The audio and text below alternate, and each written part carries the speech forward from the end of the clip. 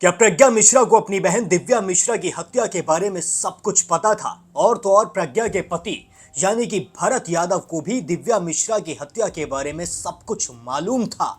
अब इस केस में एक ऐसा खुलासा हुआ है जिसे सुनकर आपके भी होश उड़ जाएंगे। शुरुआत में सबको यह लग रहा था कि प्रज्ञा की बहन की हत्या उसके जीजा ने अचानक से कर दी और उसके बाद उसके जीजा ने खुद को और अपनी बहन को भी गोली मारकर सारी कहानी खत्म कर दी। लेकिन असली कहानी तो अब निकल कर आई है। कहानी में असली ट्विस्ट तो अब आया है। सबसे बड़ा जो चौंकाने वाला खुलासा है वो तो अब हुआ है। इस वीडियो में मैं आपको ऐसी ऐसी चीजें बताऊंगा जिन्हें सुनकर आपका भी माथा पूरी तरीके से घूम जाएगा और यूपी पुलिस का माथा तो घूम ही चुका है। आदाब, नमस्कार, सत श्री अकाल, peace to be with you दोस्तों। मेरा नाम है जुनैद भाटी और आप देख रहे हैं द न्यूज़ फीवर। प्रज्ञा मिश्रा की बहन की दिन दहाड़े खुलेआम हत्या कर दी गई। ये खबर आप तक पहुंच ही चुकी होगी और ये हत्या किसी और ने नहीं बल्कि प्रज्ञा के ही जीजा यानी कि दिव्या मिश्रा के खुद के पति मानस वाजपेयी ने की है। जी हाँ, मानस वाजपेयी अचानक से दिव्या मिश्रा के बैंक में पहुंच गया। दिव्या मिश्रा आईसीआईसीआई बैंक के अंदर ही जॉब करती हैं और ये जो मानस वाजपेयी है ये एसबीआई बैंक में जॉब करता था। अचानक से मानस वाजपेयी दिव्या मिश्रा के बैंक पर पहुंचता है और वहां जाकर दिव्या मिश्रा को बाहर आने के लिए कहता है। जी हाँ, किसी से कहता है कि दिव्या को बुला दो, जिसके बाद दिव्या बैंक से बाहर आती है और मानस के पास दो बंदूकें होती हैं, या दो पिस्तल होती हैं। ये दोनों ही इलीगल होती हैं, दोनों ही बिना लाइसेंस की होती हैं। दोनों असले ऐसे ही पता नहीं कहां से लेके आ जाता है ये मानस वाजपेयी। जिसके बाद जो एक पिस्टल की बट होती है ये उसे दिव्या मिश्रा के सर में मारता है और फिर इसी के बाद दिव्या मिश्रा के ये गोली मारता है जिससे वो गोलियों से छलनी हो जाती हैं। प्रज्ञा मिश्रा का बताना है कि अचानक से ये शख्स, जी हाँ, इसके बारे में प्रज्ञा मिश्रा ने साइको हस्बैंड कहा। जी हाँ, इसे साइको हस्बैंड बताया है और तो और प्रज्ञा मिश्रा ने कई सारे आरोप और कई सारी चीजें इस बार खोल कर रख दी हैं। अभी तक प्रज्ञा मिश्रा पूरी तरीके से शांत थी, लेकिन अब प्रज्ञा मिश्रा ने सामने आकर खुद सोशल मीडिया पर पोस्ट करके कहा है कि दिव्या मिश्रा के साइको पति ने उसे इतनी बुरी तरीके से मारा है कि जिसके बारे में कोई अंदाजा तक नहीं लगा सकता है। प्रज्ञा मिश्रा खुद एक पत्रकार है, खुद एक बहुत बड़ी यूट्यूबर है, उनका खुद सोशल मीडिया पर बहुत बड़ा नाम है। अगर प्रज्ञा मिश्रा ने यह चीज कही है तो कहीं ना कहीं इस बात में दम भी हो सकता है, लेकिन जो बात मानस वाजपेयी ने कही थी उस बात को भी झूठा नहीं साबित किया जा सकता है। मानस वाजपेयी ने अपने स्टेटस पर जो लिखा था उसमें यह लिखा था कि मैंने अपनी पत्नी को मार दिया था, जिसके बाद अब मैं अपनी और अपनी बहन की भी जान ले रहा हूं। और फिर इसके बाद उसने यह भी लिखा था कि प्रज्ञा और उसके पति यानी कि दिव्या की बहन और उसके पति जो है जिसका नाम है भरत यादव, इन्हें सब कुछ मालूम था। जी हाँ, एक साल पहले जब तलाक की अर्जी दायर की गई थी वहां से अब तक जितनी भी परिवार की बातें थी सबको सब कुछ पता था, घर में क्या चल रहा है क्या नहीं चल रहा है। प्रज्ञा मिश्रा ने लेकिन चार दीवारी के बाहर इन बातों को नहीं आने दिया था। लेकिन अब मानस वाजपेयी के इस कदम को उठाने के बाद ये बात पूरे देश के सामने आ चुकी है।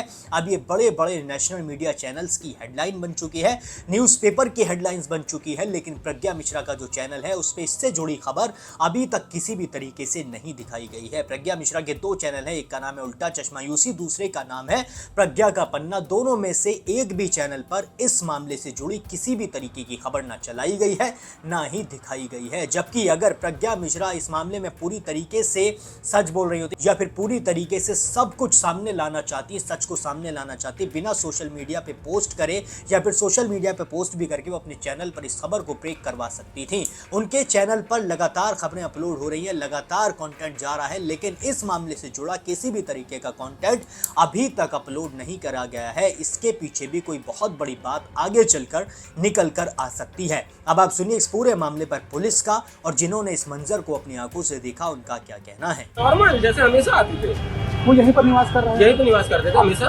और आप लोग नीचे शॉप चला रहे हैं? शॉप चलाते थे। क्या कुछ घटनाक्रम है आखिर जो गोली मारी? देखिए ऐसा हमें कुछ नहीं पता, वो आए नॉर्मल आए, बैग टांगे हुए थे, ऐसे अंदर गए, वो दरवाजे जब खोलने लगे वो हमेशा वैसे भी पूछते थे मुझसे, लोग कुछ क्या हाल है? मैंने कहा ठीक है, बस पसीने में भीगे। तो मैंने पूछा क्या हो गया? बहुत पसीने में भीगे। कहते यार वही ऑफिस तुम जानते हो, इतना बोले अंदर चले गए। वो फिर लॉक कर लिया, हमेशा तरह लॉक कर लेते थे बस। उसके बाद अंदर क्या हुआ तो मैं भी नहीं बता सकता हूँ। फिर एक दोस्त का कॉल आया कि जो है क्या स्टेटस लगा रखा है यार तुम्हारे मालिक मकान वाले की। मैंने कहा क्या स्टेटस लगा रखा? उसने स्क्रीनशॉट भेजा, मैंने पढ़ा तो थोड़ा सा today I will kill my wife, और मैं खुद को भी और अपनी बहन को भी, और मैं मारने आया। मैंने कॉल मिलाया, पीछे कॉल मिलाया, नहीं उठाई। उनके मामा का लड़का भी आया, वो भी टेंशन में था, फिर भी कॉल नहीं उठी। जब तो हम लोगों ने फिर दरवाजा पीटा, फिर भी नहीं उठी, बेल बजाया, नहीं उठा। फिर हम छत पर गए, वहाँ से आवाज भी नहीं उठा।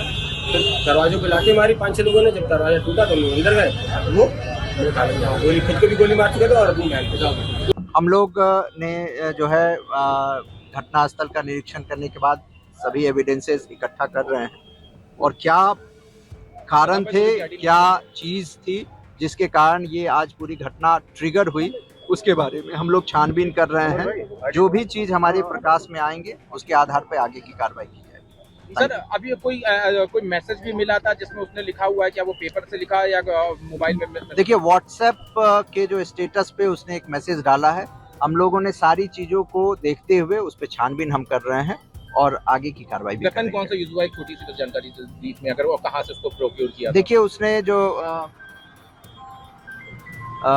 जो अपनी वाइफ की हत्या या खुदकुशी की है वो इलीगल अवैध असलहे से किया है और उसको जो है हमारी फील्ड यूनिट ने कब्जे में ले लिया है। उसकी छानबीन हम लोग कर रहे हैं और जो भी अन्य एविडेंसेस जो इसके घर से और मौके से हमें मिले हैं, सीसीटीवी फुटेज मिलेंगे, उसके आधार पर हम लोग आगे एक छोटा सा सवाल है, वहाँ पे जो प्रत्यक्षदर्शी था उसने कहा कि शायद 2 वेपन वो हाथ में कैरी कर रहा था, तो क्या 2 वेपन मिले या 1 वेपन मिला, क्या दोनों इलीगल थे? देखिए, जो मौके घर पे और भी हमारी टीम जो है पूरी छानबीन कर रही है। घर के हर एक कमरे को हम लोग देख रहे हैं ताकि जो भी चीज़ें हमें वहाँ पे मिलेंगी, इलीगल मिलेंगे, उसको सबको जब्त कर लिया जाएगा। मौत हो गई है और ये एसबीआई में क्या बैंक मैनेजर था? एसबीआई में काम करते थे। अभी उसकी जानकारी डिटेल हम लोग कर रहे हैं। तीनों की मौत, बहन की भी और उसकी, और क्या तीनों की मौत हो गई है? हाँ, अभी उनको भेजा गया यहाँ से हॉस्पिटल और संभवतः उन तीनों की मौत। दोस्तों, सुना आपने किस तरीके से पुलिस ने बताया है कि किस तरीके से मानस वाजपेयी ने दिव्या मिश्रा की जान ली और फिर उसके बाद खुद अपनी बहन की। जी हाँ, जो उसने अपनी बहन की जान ली, इसके पीछे भी एक बहुत बड़ी वजह निकल कर आई है। वजह यह है कि मानस वाजपेयी को लगता था कि मैंने अपनी पत्नी को तो मार ही दिया है और अब मैं भी इस दुनिया से जाने वाला हूं, तो फिर मेरी बहन अकेले रह जाएगी। जी हाँ, जो मानस वाजपेयी की बहन थी, जो शिवा वाजपेयी है, उसकी जो मानसिक हालत थी वो पूरी तरीके से ठीक नहीं थी। इसीलिए मानस ने सोचा कि अब मैं अपनी बहन को भी अपने साथ लेके चला जाऊं। अगर मेरी बहन इस दुनिया में रह गई तो फिर उसे बहुत ज्यादा परेशान और बहुत ज्यादा प्रताड़ित भी किया जा सकता है। यही सोच के उसने खुद को और अपनी बहन को अलविदा कहलवा दिया इस दुनिया से और अपनी पत्नी की हत्या भी कर दी। जी हाँ, डबल मर्डर का ये मामला बहुत ज्यादा तूल पकड़ता जा रहा है इस वक्त लखनऊ में। और आपने देखा ही होगा कि कैसे प्रत्यक्षदर्शी बता रहे हैं कि कैसे अपने घर पर पसीनों से भीगा हुआ आया था मानस वाजपेयी। और जब उससे पूछा गया कि इतना पसीना आखिर तुम्हें क्यों आ रहा है, तो मानस वाजपेयी ने कहा कि तुम तो जानते ही हो बैंक के अंदर कितना काम होता है, किस तरीके से इंसान थक जाता है। और ये कह के सीधे अपने घर में गया और जोर जोर से हनुमान चालीसा चला दिया। हनुमान चालीसा की आवाज इतनी तेज थी कि किसी को गोली की भनक भी नहीं लगी। जी हाँ, किसी को बंदूक चलने की आवाज तक घर के अंदर से नहीं आई। यानी कि पूरी तरीके से दिमाग से इस केस को अंजाम दिया गया। पूरी तरीके से सब कुछ सोच समझ कर इस मामले को अंजाम मानस वाजपेयी ने दिया है। लेकिन अब पुलिस प्रज्ञा मिश्रा से भी पूछताछ करेगी और प्रज्ञा मिश्रा के पति भरत यादव से भी लगातार पूछताछ करेगी। और तो और पुलिस पर भी ये सवाल खड़ा हो रहा है कि आखिर मानस वाजपेयी के पास लखनऊ जैसे शहर में 2 इलीगल हथियार आखिर कहां से आए, वो किस तरीके से ऐसे असला लेके इतने बड़े शहर में घूम सकता है, ये भी सबसे बड़ा सवाल है। अभी इस मामले में और भी बहुत सारे अपडेट्स निकलने बाकी हैं। अगर आपको सारे अपडेट से वक्त रहते रूबरू रहना है तो चैनल को अभी सब्सक्राइब जरूर कर लें और इस पूरे मामले पर आप जो भी सोचते हैं, जो भी अपने पास राय रखते हैं, उसे कमेंट सेक्शन में साझा जरूर करें।